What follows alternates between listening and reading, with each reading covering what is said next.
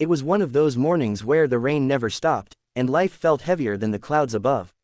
Amelia sat at the edge of her worn-out couch, tying the shoelaces of her 7-year-old son, Noah. Her hands trembled, not from the cold, but from the anxiety she carried every morning. Rent was due, her electricity bill was overdue, and today was supposed to be her first day at a new job. She whispered, "Please, let this one work out." After losing 2 jobs in 6 months, this was her last chance before eviction. She had sent out dozens of applications, and when she got a call from Ellington Industries, a luxury real estate firm in the city, it felt like hope had knocked again. She grabbed her old coat, hugged Noah tightly, and said, "Be good for Mrs. Jenkins, okay, Mommy will be back soon." Outside, the rain hit her umbrella like tiny bullets. She booked an Uber, but as she rushed to the curb, a sleek black Mercedes stopped in front of her. The driver, a man in a crisp white shirt, rolled down the window. Amelia, soaked and shivering, asked, "Are you my Uber driver?" "Amelia," the man looked at her, slightly startled, then smiled. Yes, sure. Hop in." She sighed in relief, climbed in, and started fixing her hair, mumbling, "I can't be late today. My boss will kill me." The man chuckled softly. "Your boss sounds intense. You have no idea," she said, nervously laughing. "I just hope he's not one of those arrogant types." He glanced at her, her tired eyes, her shaking hands, and the quiet strength beneath her exhaustion. She looked like someone who'd fought 100 silent battles. As they drove through the rain, Amelia apologized, "Sorry for the mess. I wish I could afford to clean my jacket." He smiled. "No need to apologize. You're doing your best." His tone was gentle, understanding, something she hadn't heard in years. When they arrived at Ellington Tower, Amelia quickly handed him a crumpled $10 bill. "Here, for the ride." He looked at it, surprised. "You don't have to." But she insisted, "Please. I know how it feels when people don't value your work." He took it quietly and said, "Thank you, Amelia." Her name rolled off his tongue like he already knew it. She hurried inside, her heart racing. As she entered the grand marble lobby, her jaw dropped. Everything screamed wealth: crystal chandeliers, golden elevators, and people in suits that probably cost more than her monthly rent. She took a deep breath and went to the 28th floor. When she stepped into the main office, a woman greeted her. "You must be Amelia, our new assistant. The CEO wants to meet you personally before you start." "Me? The CEO?" Amelia stuttered. "But why me?" The woman smiled. "Mr. Ellington likes to meet every new employee once." Amelia nodded nervously and followed her into the large corner office. And then, her heart froze. Sitting behind the desk, with that same calm smile and kind eyes, was the Uber driver. She gasped, You're my boss." He stood up, buttoning his jacket. "I suppose the secret's out." Amelia's face turned red. "Oh my God, I'm so sorry. I thought." He raised a hand gently. "It's okay, Amelia. You thought I was your driver. Honestly, I should thank you."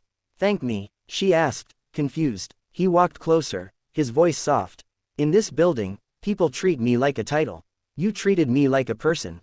Tears welled up in her eyes. I didn't mean." He shook his head. "You reminded me what kindness looks like. And the way you insisted on paying me, that's rare." The air between them softened. "Let's start fresh," he said with a smile.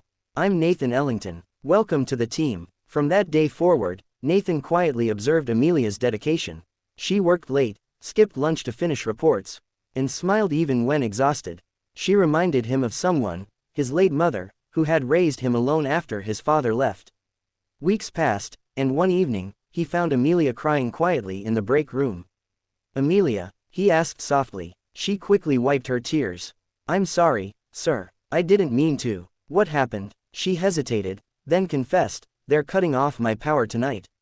I haven't been paid yet, and my son, he's afraid of the dark." Nathan's heart sank. Without saying a word, he placed a small envelope on the table. "Take this," he said. She opened it. Inside was cash. "I can't take this, sir," she protested. He looked at her with quiet sincerity. "It's not charity. It's a loan. Repay me whenever you can. No rush." Tears streamed down her face. "Thank you. I don't know what to say." He smiled. "Just promise me one thing. Never stop believing that kindness still exists." Months went by. Amelia flourished in her job. Nathan admired her not just as an employee, but as a woman who'd fought against life and still smiled through it. Then one morning, she walked into his office holding a small lunchbox. "You've been skipping lunch lately," she said shyly. "So, I made you something." It was a simple sandwich and coffee, but to Nathan, it felt like a feast. From that moment, their bond grew deeper. It wasn't romance, not yet. It was something stronger, mutual respect, unspoken care, and two lonely souls healing side by side. One evening, after everyone had left, Nathan said quietly, "You once gave me $10 when you thought I was your driver. You had so little, but you still gave." Amelia smiled softly. "You once gave me hope when I had none." They looked at each other, two people who had found family in unexpected places. Then, months later, on a quiet Sunday morning, a car stopped outside Amelia's small apartment. When she opened the door, Nathan stood there with Noah and a set of keys. "What is this?" she asked. He smiled warmly. "Your promotion. And a new home. Near the office." Amelia burst into tears. "I can't accept this." Nathan gently held her hand.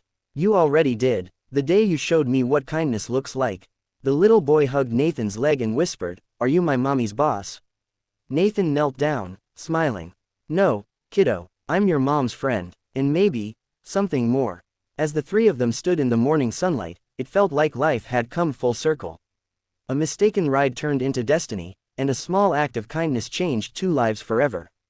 Narrator closing voice. Sometimes, fate doesn't come with a warning. It comes disguised, as an Uber driver, a stranger, or a moment of kindness. Because when you give from the heart, life gives back in ways you never imagined.